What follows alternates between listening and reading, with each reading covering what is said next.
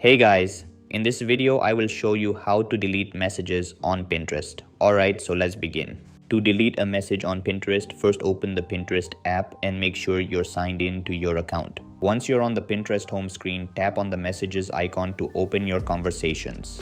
From here, find and open the conversation that contains the message you want to delete. Now, simply tap and hold on the message you want to remove.